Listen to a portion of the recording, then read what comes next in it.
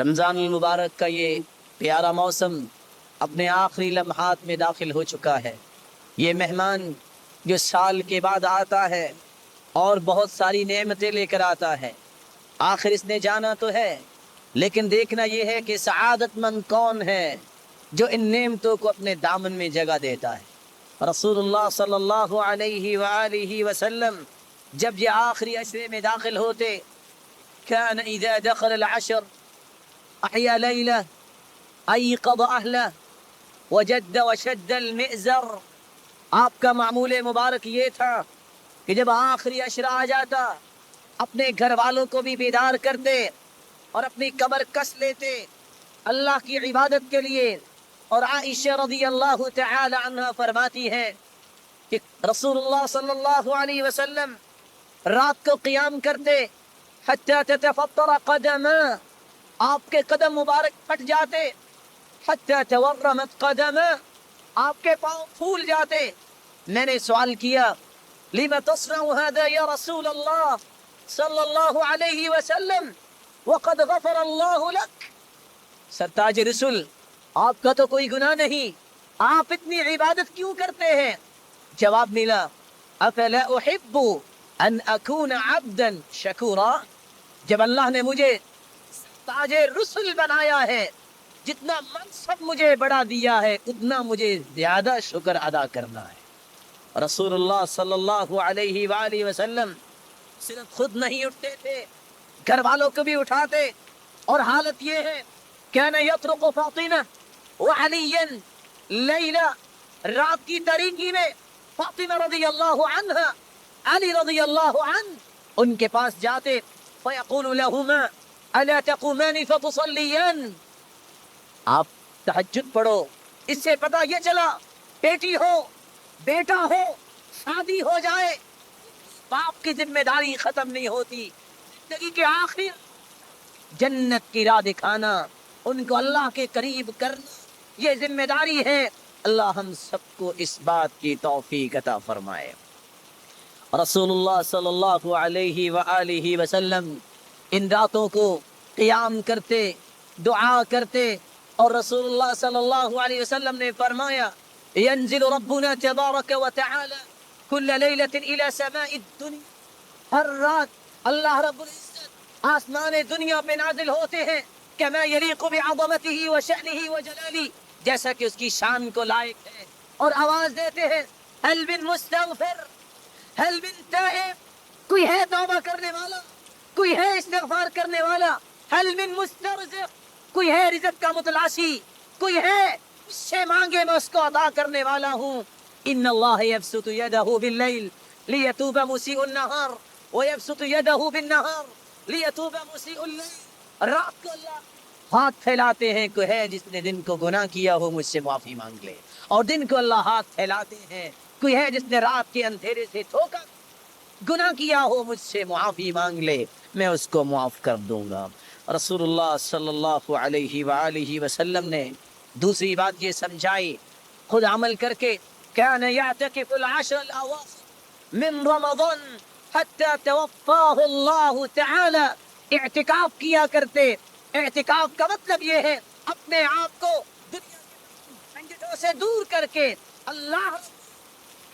حاصل کرنے کے لیے الگ الگ ہو جانا۔ اعتکاف رسول اللہ صلی اللہ علیہ وآلہ وسلم ہر سال کیا کرتے، یہاں تک کہ رسول اللہ صلی اللہ علیہ وآلہ وسلم اپنے مالک کے پاس چلے گئے۔ رسول اللہ صلی اللہ علیہ وآلہ وسلم لیلۃ القدر کی تلاش میں رہ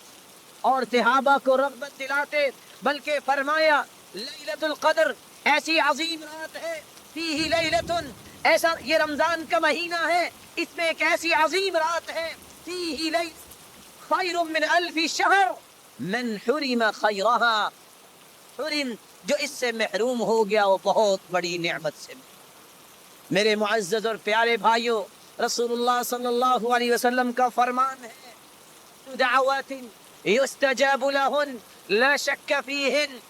ایسی دعائیں ہیں جو اللہ قبول فرماتے ہیں جس میں کوئی شک نہیں۔ دعوت المسافر و دعوت الصائم، ایک روزے دار کی دعا، ایک مسافر کی دعا، ودعوت المظلوم، ایک مظلوم کی دعا۔ آپ سفر میں نکلے ہیں، آپ روزہ بھی رکھتے ہیں، اللہ رب العزت کے سامنے افطاری کے وقت اور اذان اور اقامت کے درمیان سحری کے وقت اپنے ہاتھوں کو اٹھائیے، اپنی زندگی کو تازہ کیجیے، شاید یہ وقت میسر نہ آئے۔ اللہ رب العزت سے دعا ہے، اللہ رب ہر ایک کو توبہ کرنے کی توفیق عطا فرمائے۔